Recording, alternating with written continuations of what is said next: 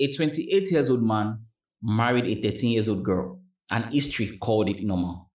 The scary part is not that it happened. The scary part is how many people still defend it.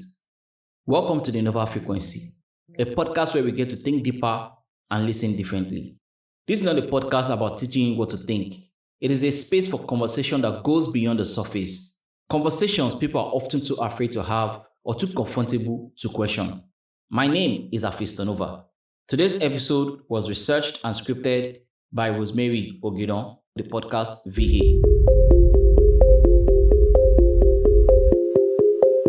Recently, I reread the book Gifted Hands, a book many of us grew up admiring, a story of brilliance, resilience, and success. But this time, I noticed something I never truly noticed as a child. Ben Carson's father, a 28 years old man, married his mother when she was only 13. And the scary part is not that it happened. The scary part is how many people will still defend it today. Some people will call it different time, others will call it love. And some will even say, well, without that marriage, there will be no Ben Carson story. But I need us to pause for a second and really think. A 13 years old child playing wife to a grown-up man approaching 30. Someone who should still be under the guidance, learning herself, trying to understand her own body, already pushed into womanhood. And this is where the conversation becomes uncomfortable. Because this is not just about one story. This is about a society that has normalized stolen childhoods. A society where grown men chasing teenage girls become normal. And if you are being honest, many of us saw it growing up. Secondary school girls being picked up by older men, girls barely old enough to understand life already learning how to survive men. Some were manipulated, some were pressured, some were forced, some were simply too young to understand what was happening to them. And the society watched.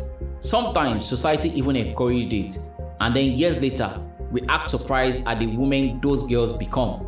We insult them, we judge them, we call them spoiled, we call them wayward, without even asking who failed them first.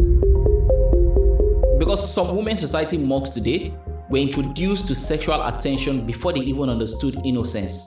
Some learned very early that their body was not fully theirs, and once a child learns that, something changes. Not always physically, but mentally, emotionally, spiritually. And this is the part many people don't want to hear. A lot of behaviors we condemn in adulthood are survival mechanisms born from wounds nobody addressed.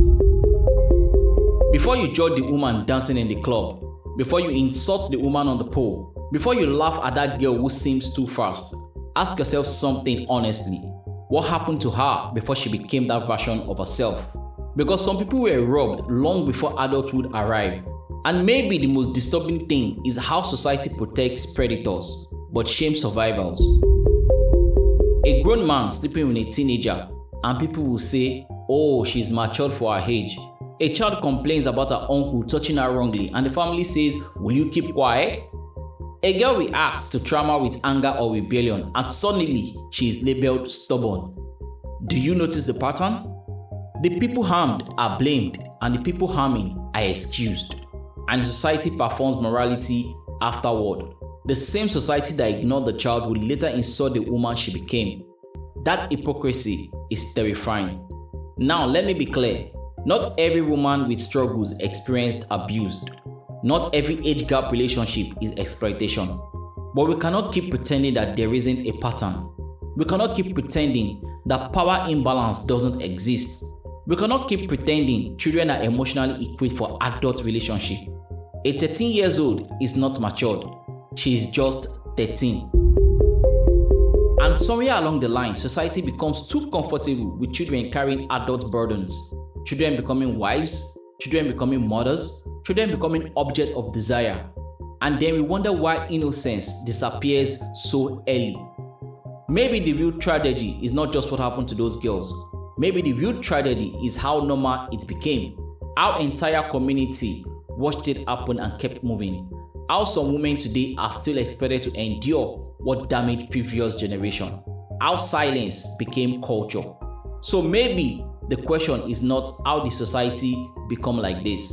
Maybe the question is, when did we start calling this normal? And how many women alive today are still carrying the weight of childhood nobody protected? This has been the Nova Frequency. Remember, think deeper and listen differently.